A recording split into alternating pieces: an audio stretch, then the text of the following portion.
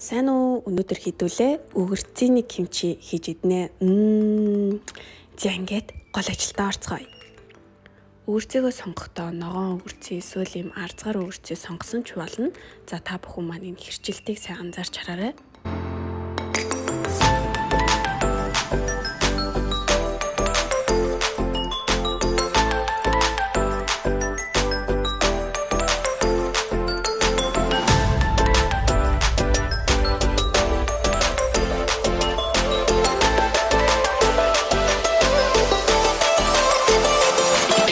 Гадуур солонгос дэлгүүрүүдээр юм кимчинд зориулсан том ширхэгтэй давс зардаг.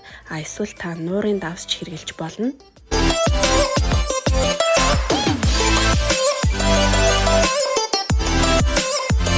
За ингээд өгөрцөөгөө дасгасны дараагаас 30 минутын дараа өгөрцөөгөө угаана.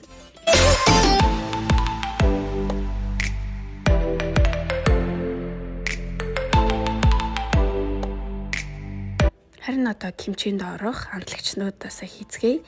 Та бүхэн постн дээр орсон яг орц найрлагаар хийж болно. Эсвэл ээж маань хэлэхдээ гэр аргаар ямар нэгэн кимчи хийж байхад өөрийнхөө туртай хамтлагчнаас түлхүү хийх эсвэл бүр хасах ч байдаг юм уу тийж хийж болно гэж зөвлөж байна. Жишээлбэл та халуун ногоон туртай бол нундаг жинжүүнээс орцонд заагцнаас илүү их граммаар хийж болно. Эсвэл жирэмсэн хүл ээж бол нундаг жинжүүнээс огт хийхгүй байхыг зөвлөж байна.